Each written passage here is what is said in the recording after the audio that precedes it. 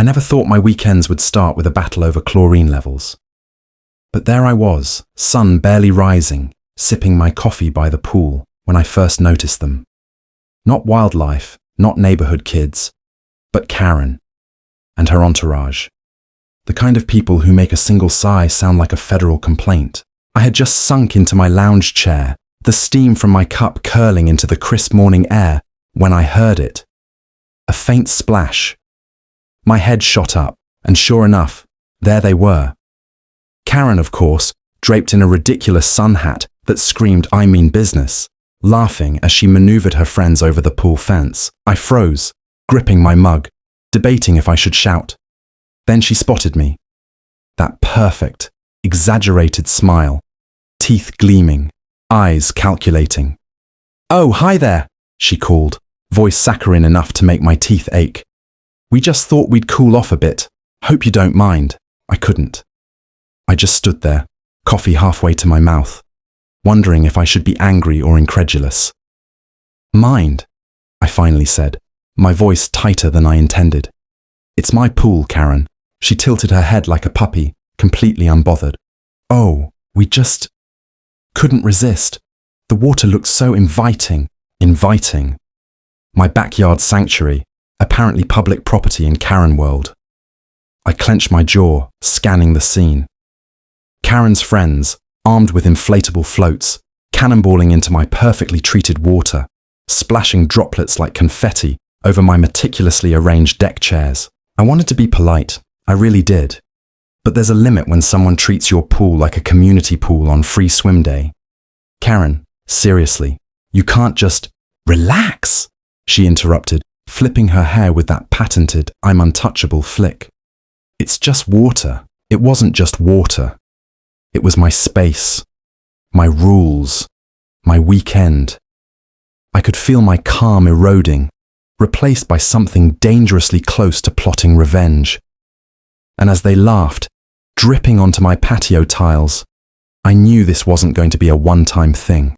That day, as I watched Karen and her gang disappear behind the fence again, dripping and laughing, I made a silent promise. If this pool party kept happening without my invitation, I would find a way to make sure they regretted it. Little did I know, what started as a mild irritation was about to escalate into the most dramatic, HOA-fueled showdown my neighborhood had ever seen. And it was only day one. The sound of water splashing echoed in my backyard, and in my mind, I was already drafting. The next morning began with a sound no homeowner ever wants to hear before breakfast.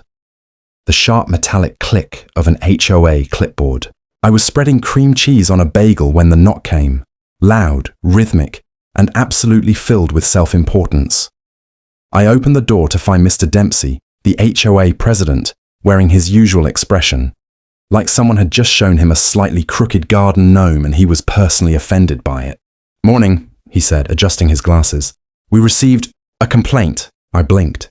"From who?" He flipped a page. "Karen, of course. Apparently, she had reported me for creating a hostile environment around shared community resources. "My pool is not a community resource," I said, crossing my arms. He glanced up like I'd just spoken in a foreign language. "Well, Karen says you yelled at her." "I didn't yell. I asked why she was in my yard, which last I checked is illegal without permission." Mr. Dempsey hesitated, clearly torn between logic and his instinctual fear of Karen's wrath. "Still, we prefer neighborly cooperation." I took a slow breath. "Did she mention she climbed over my fence?" His lips parted. Silence. Then a weak "No." "Of course she didn't." He scribbled something, looking increasingly uncomfortable. "Well, just try to be more welcoming. You know how people talk." I didn't answer. I just watched him march off, clutching his papers like he was leading a parade no one asked for. Later that afternoon, I installed a motion sensor camera by the pool. Not an aggressive move, just enough to give me peace of mind. Or so I thought. Around 6 p.m., as the sun dipped behind the roofs, my phone buzzed. Motion detected. I peeked out the window. There she was. Karen. Back again. Except this time, she wasn't climbing the fence. She was studying it, running her hand along the top rail, examining my camera like she was a detective analyzing a crime scene. Then she spotted me through the glass and smiled. Not a friendly smile, a challenge accepted kind of smile. She called out, "Installing surveillance now.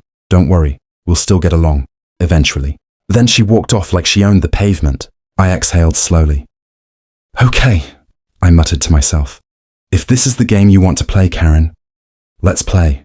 But the real shock came the next morning when I walked outside and found something floating in my pool. Not leaves, not branches, a stack of laminated flyers. I fished one out. Community swim night.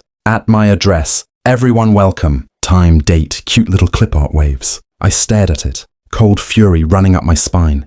She wasn't just sneaking in anymore. She was inviting the entire neighborhood. And the worst part? The event was scheduled for that evening. I felt the adrenaline hit. A mix of anger, disbelief, and a sudden burning determination. Because if Karen wanted a war over my pool, she was about to get one. By 5 p.m., my backyard felt like the calm before a storm.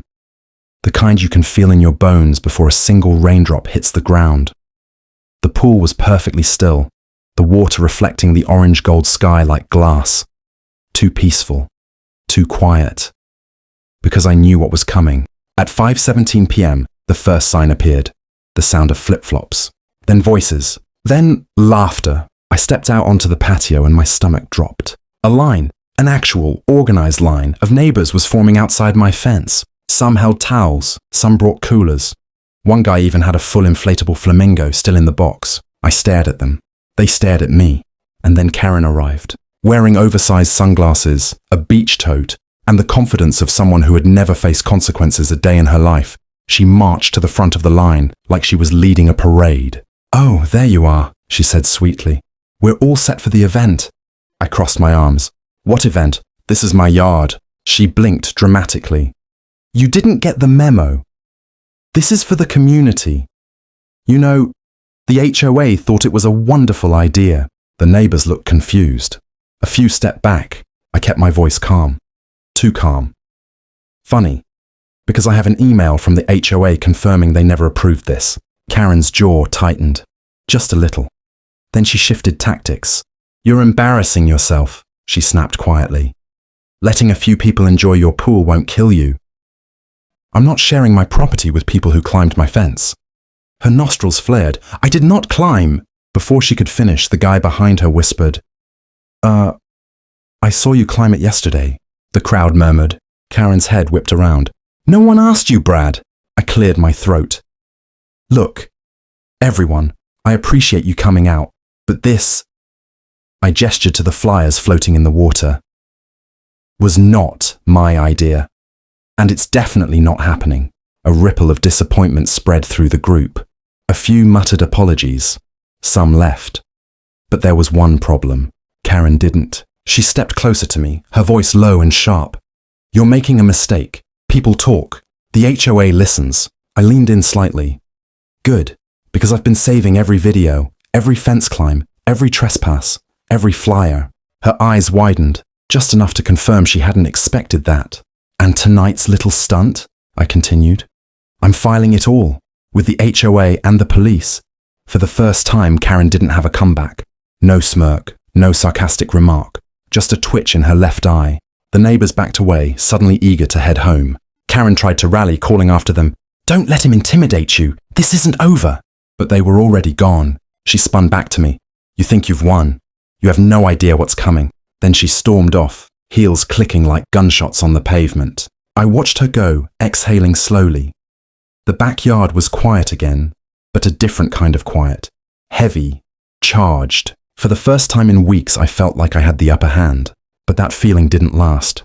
Because the next morning, when I checked my mailbox, my heart dropped. Inside was a formal letter from the HOA, stamped, signed, and the words at the top read, "Notice of violation, pending enforcement action, against me, for creating a hostile environment and refusing community access to shared amenities. My pool, my property." My jaw locked. Karen hadn't backed down.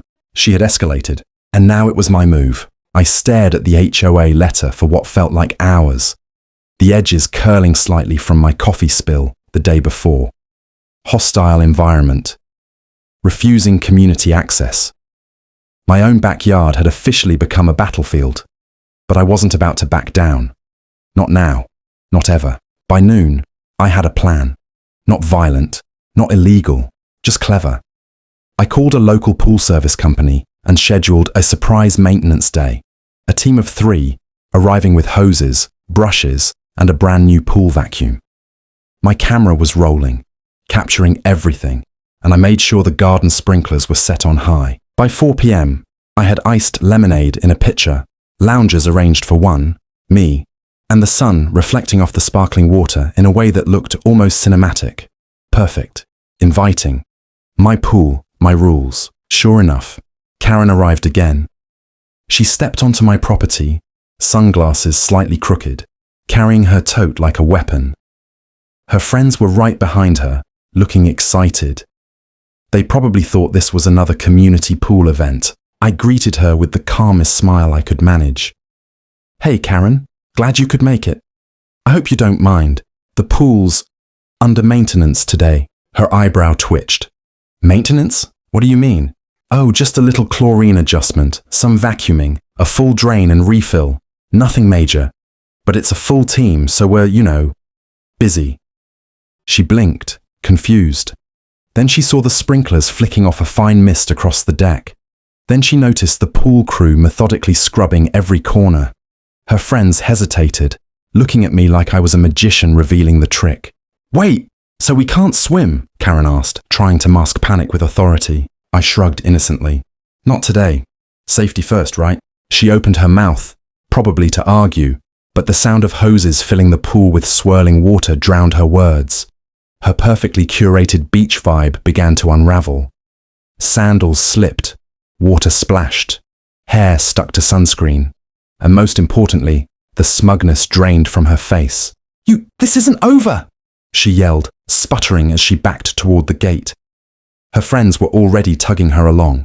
I leaned on the railing, sipping my lemonade, and let them go. They'd tried every tactic: climbing fences, flyers, community manipulation, HOA complaints. And every single move had been caught on camera. Every misstep documented, every rule violation recorded. As the last of them disappeared down the street, Karen's voice ringing behind them, I finally allowed myself to exhale. The backyard was quiet again, peaceful in a way it hadn't been in weeks. My pool gleamed under the sun, untouched and serene. I had won, not through confrontation, but by being prepared, clever, and just patient enough to let her unravel herself. It wasn't just about the pool anymore. It was about boundaries, respect, and knowing that some people will always test them until someone shows them they can't. And as I sank into my lounge chair, the sun warming my shoulders, I smiled. My pool, my rules, my victory fade out to the sound of water rippling gently, a small victory for sanity and neighborhood peace. Don't forget to subscribe to Karen Edition for more dramatic stories. If you enjoyed this video, give it a like and tell us in the comments which moment impressed you the most.